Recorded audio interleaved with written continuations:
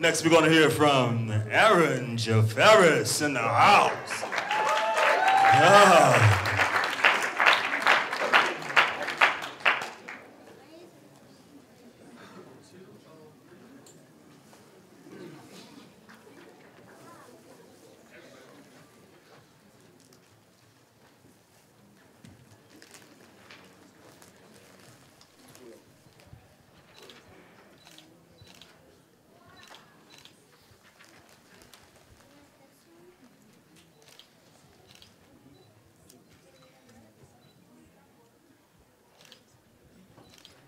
3 men line Grand Ave in broad moonlight trying to get someone to buy what they have. As my D-bus rushes by, I rub my moonstruck eyes like, Jesus, did New Haven's drug dealers finally unionize?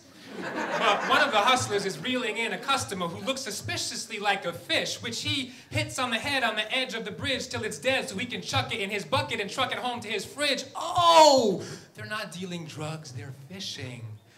I wasn't about to judge. Well, yes I was, because I must admit, a bass fish is the last ish I expect to see on the back of this bus, but one of those fishermen sits his pole and bucket right next to lucky me, and his pungent fish punches my nose with the smell of the sea. When he tells me he's a refugee from Guinea, I see he's almost Civil War skinny, says he'll scale and skin the bluefish, give it to his sister like a new wish to cook and eat while he looks for work, pounds the concrete. I look down at the brown feet of this unemployed fisherman riding the D bus and suddenly think, this city is like Jesus, a fisher of men, drawing innocent people in since the very name of this city claims, come and you'll gain a true haven for you. But what if New Haven doesn't come true? What will the hopeful people fished in do to cope with the distance between the true grit and the name that's so very pretty? Maybe that's why New Haven has always been a revolutionary city.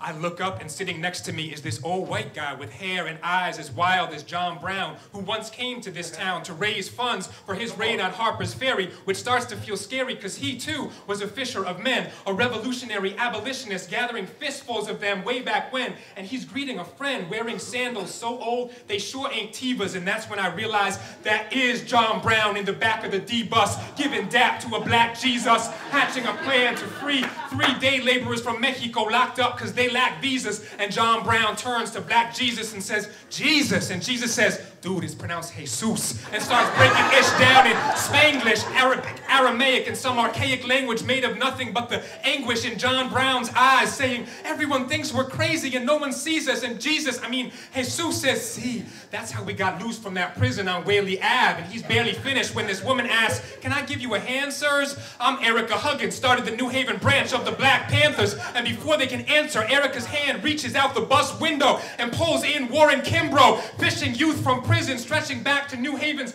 revolutionary beginning when the Amistad rebels were imprisoned on the green, and Sengbe Pierre already has a machete to the bus driver's throat, whispering, turn this boat around and give us free, but the bus driver turns her dreadlock head instead and says, I tell you, Sengbe, I hear you, but my plan is to start a peaceful revolution right here, man. And Sengbe checks the name tag to see who is driving the bus, telling us we'll get through this, and as he cries, Zanette Lewis, she opens the bus doors so wide that she, Sengbe, Jesus, John Brown, and all the Panthers dance outside, fishing again for revolutionary women and men to transform their wish into a living, loving flame that'll make New Haven live up to its name.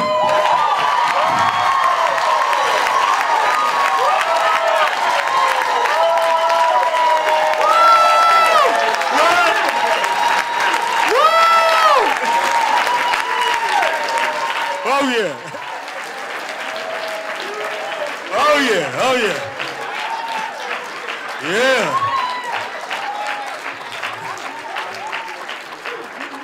Yeah.